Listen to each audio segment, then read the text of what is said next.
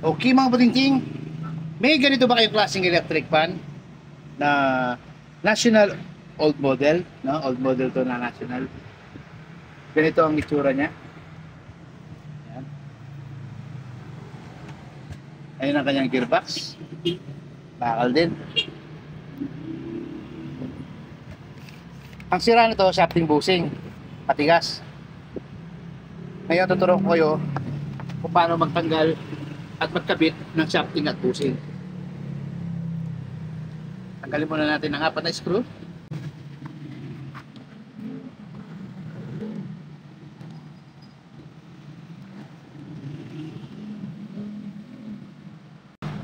Okay. Yan. Ito yung pinaka-holder ng natatanggal, no? Nakakapit agad dyan sa neck. Kahit hindi mo tanggalin yan, pwede naman, no? Pero kung gusto mong tanggalin, dito lang yan. Tatanggalin mo lang dito.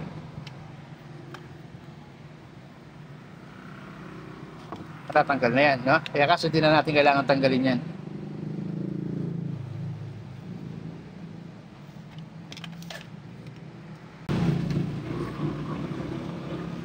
Ayan. Ayan ang gasgas niya. Okay, tanggalin muna natin yung pin.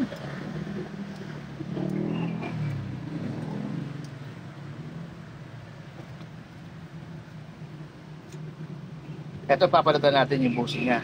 Iba yung bushing ng mga stand pan na kunyari Camel, no? Hanabishi, kahit anong klase, no? Yung mga bushing niya, iba. Pag national, iba yung bushing niya.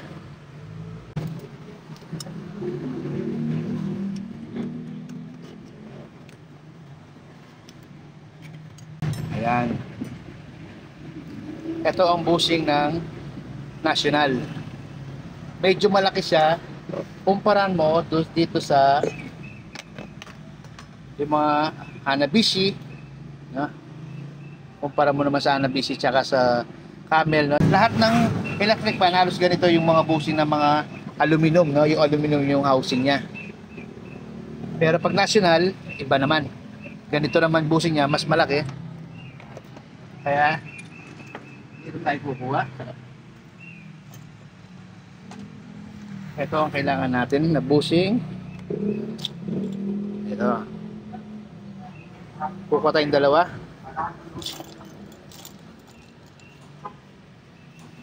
Okay, dalawa na.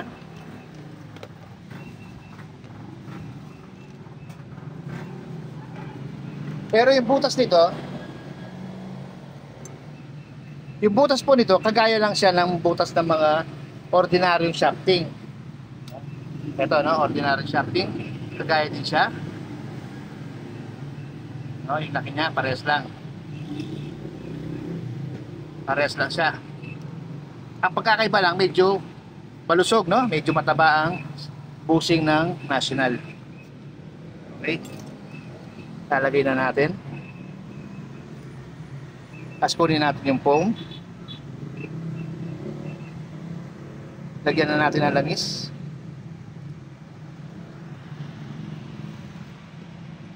Kunin natin ang metal spring. Ito, ayusin lang natin yung pagkatupi niya.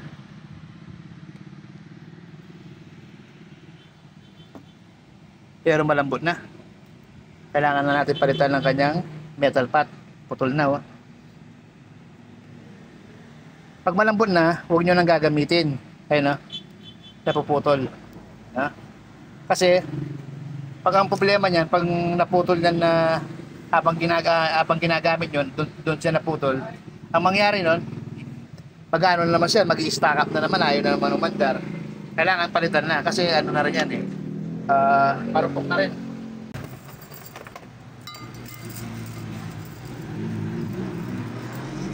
Ay, ito naman 3 ang paa, pero kailangan natin yung 4 na paa.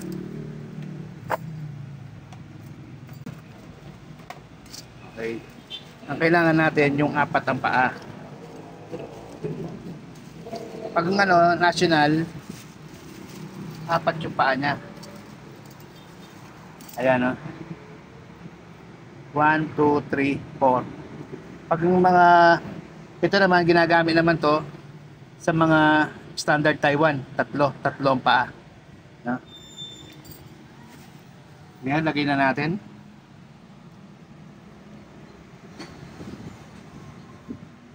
Ngayon, ito yung pinakasangkalan natin. Ano to, no? Pinutol ko lang na stand pan. Yung mga stand pan, pinutol ko lang yung bakal niya. Tapos ayusin lang natin yung bushing para yan, diretso lang natin. Okay. Tapos pupukpukin lang natin. Pupili lang natin yung apat na paa.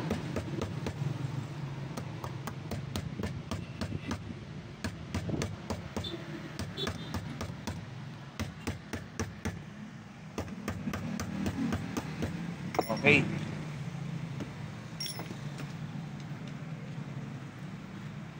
Ayos, palagay na natin. Ngayon, dito naman tayo sa kabila. Bago tayo magtanggal ng metal pot, kailangan muna natin tanggalin ang kanyang gearbox. Una natin tatanggalin itong pinaka gear niya, itong gear niya. Ito counterclockwise, no? Pag tinatanggal nyo, baliktad po ang ikot nito, no? Pag clockwise siya, ang ikot nyo, doon siya patanggal.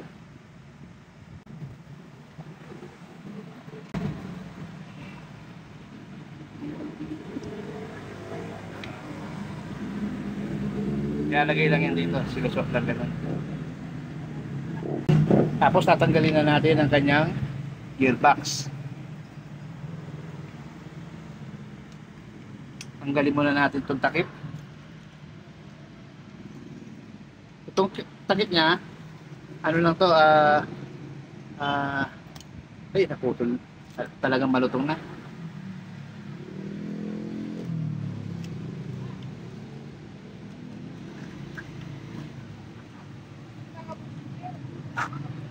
Okay. Bago ang anong ano niya. Pero may tama na rin yung ano niya. May tama na rin yung gear ano niya, yung mga gear niya. Ayan, no? Nakikita mo hindi na straight, yung medyo pahuka siya, no? May huka, no? May huka yung ano niya, may huka. Kailangan din natin palitan 'yan.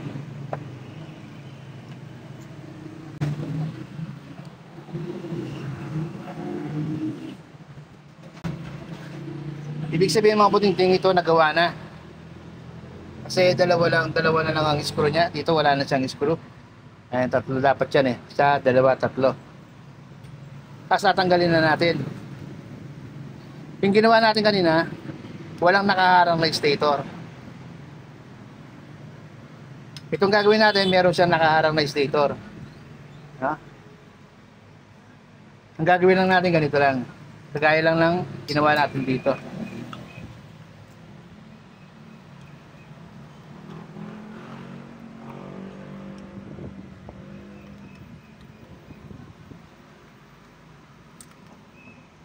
So medyo matibay ang kanyang metal pot, matigas pa.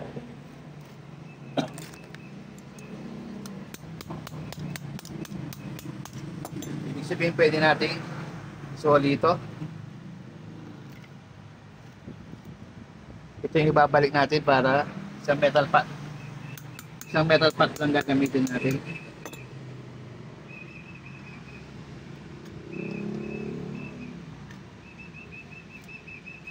Isa, dalawa, isa pa.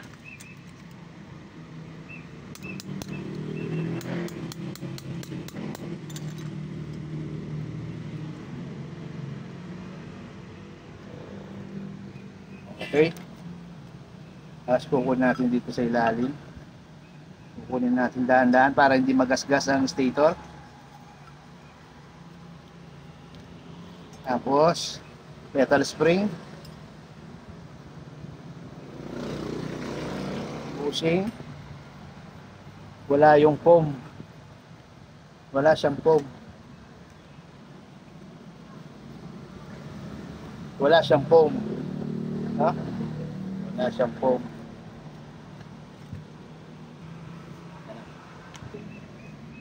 Okay. Ito, kuha tayong foam. Ito yung mga foam na yung galing sa mga electric pan na kinakalas ko. Yun na ang ginagamit ko. Pabalik natin doon. Tapos lagyan natin ng langis.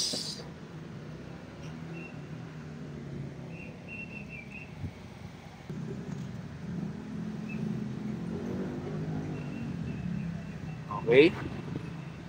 Tapos, lalagay na natin ang kanyang metal spring. Tapos, ayusin lang natin ang paa ng ating metal pot.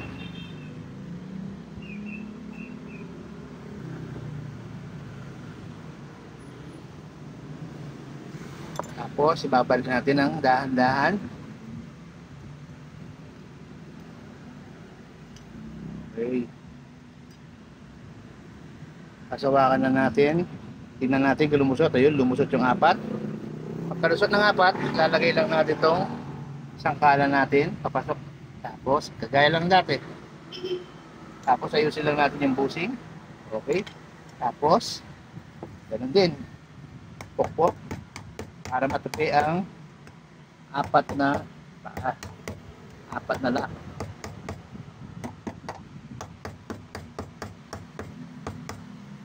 Pag nalagay nyo na yung 4 na lock, natupi nyo na, tignan nyo, subukan nyo ano yung sa daliri, kung matatanggal ba o hindi.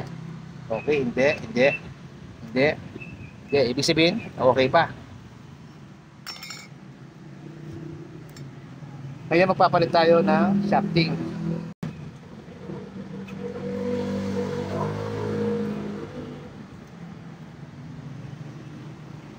Pero na nga gumawa nito. Kasi gumamit pa siya ng spacer, no? Saka maraming washer. Daming washer na ginamit niya. Kasi ito, meron siyang clip dito, no? Yung C. Okay, tanggalin ko muna.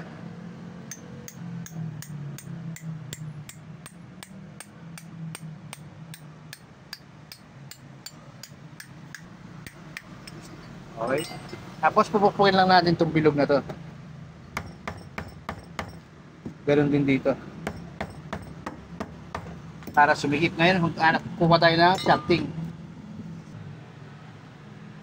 Tingnan natin dito ang national. Ayun, national. Ito ang gagamitin natin.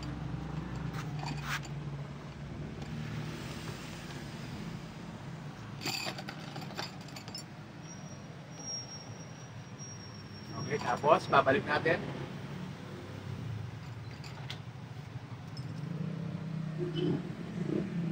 Ayan na, meron siyang dalawang bilog na bukado, no? Okay. Ang paglalagay, itong harap, no? Dito nakalagay yung LC. Ito, ganyan dapat, no? Itong likod, wala siyang harang. Okay lang naman kahit ganyan eh. Wala naman kaso yan. Kahit ganyan ang gawin nyo. No? Wala namang problema yan. No?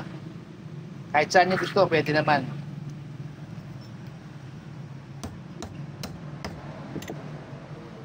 Actually, wala namang ano yan eh. Wala namang, hindi naman big deal yan kung saan mo gustong ilagay yan. No? Wala namang kaso yan.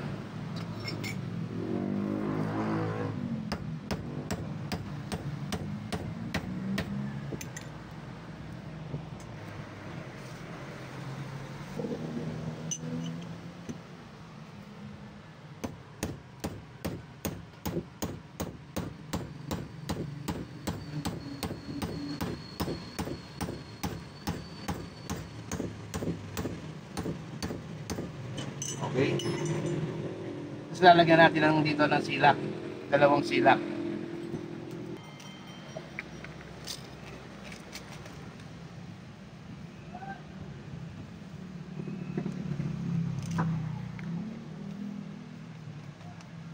Minsan may nagtanong sa akin, may comment, bakit daw may chupon ng yung ano ko, yung lamesa ko.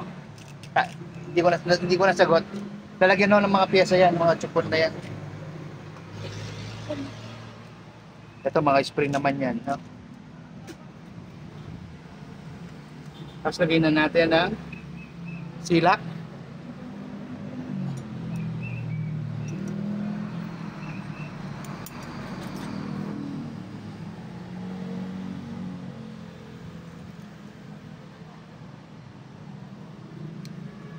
Tapos dito sa harapan, lagyan din natin.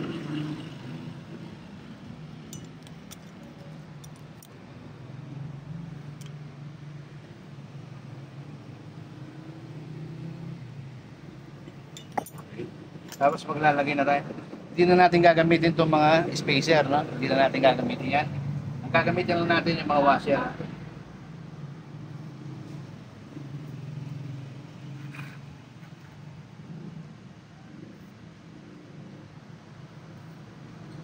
Tapos lalangisan natin ang shafting.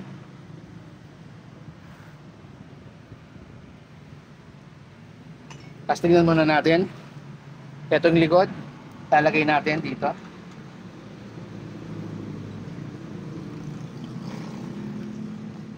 Pansinin nyo itong ating rotor. Ito yung dulo ng ating ano. Hindi ito sa pinakadulo. Aluminum to, ano? Aluminum. No? Dapat ito, itong bakal na to, naka-level lang dito sa bakal dito. Ito. No? Yung bakal na yun sa loob dito, kailangan naka-level lang yan. Tingnan natin.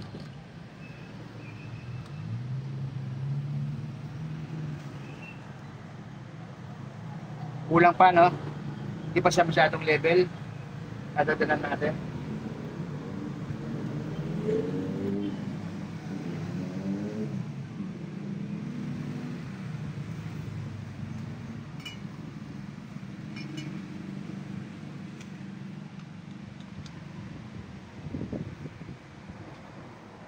Ayun.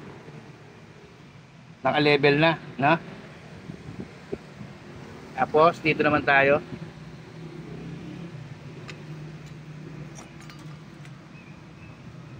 Lagay muna natin ang kanyang, tanggalin muna natin to. Hindi pa pala natin nalalagay ang kanyang gearbox.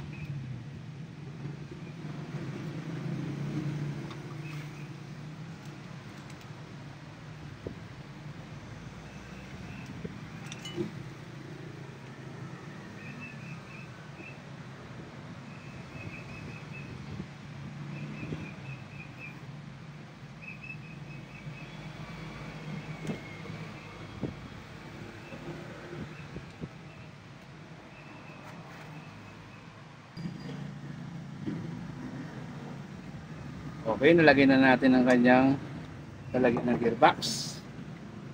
Tapos lagay na natin itong shafting.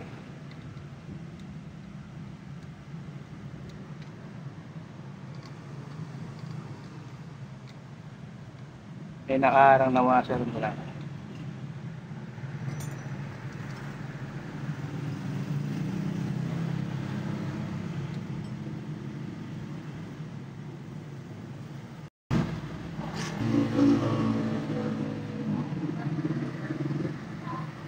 Ngayon, pag maglalagay kayo ng ganito, nakita nyo to? Dapat nasa taas yan. Huwag nyo nilalagay sa baba yan kasi pag nilagay nyo sa baba yan o kaya dito sa side, ang mangyayari, itong ating front cover, pag binaliktad nyo, sumasama siya, bumabaliktad. Ha? Maganon siya. Kasi yan ang pang screw niya. Itong tatlong ito. Itong tatlong ito. 1, 2, 3. Dito natin i-screw yan. 1, 2, 3. Kaya dapat hindi siya bumabaliktad. Ito ang nasa itaas, ha?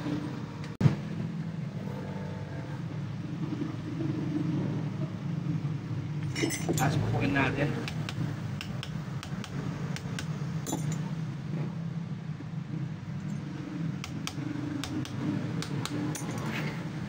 Sobra. Bawasan natin.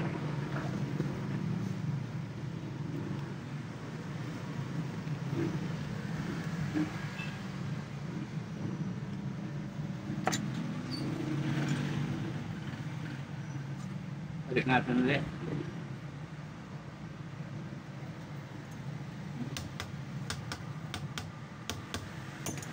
Yun, meron na. Yun nga lang, kulang. Dagdagan natin ng konti.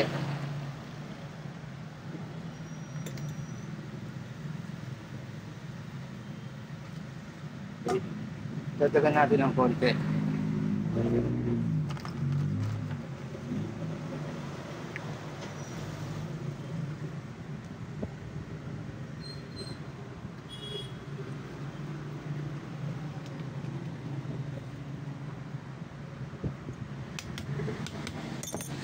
Ayun, okay na.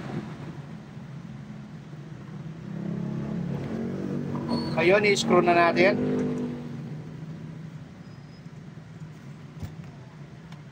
Ito ang ating itaas. Pag itong itaas, ito yung ibaba. Ito meron siyang, ito tingnan nyo, pansinin nyo to. Ayan o. Itong bakal na to na nakatupi, isushoot natin yan dito. Dito natin isushoot yan. Itong bakal na, itong butas na straight. Yan. Shoot na, tapos screw na natin.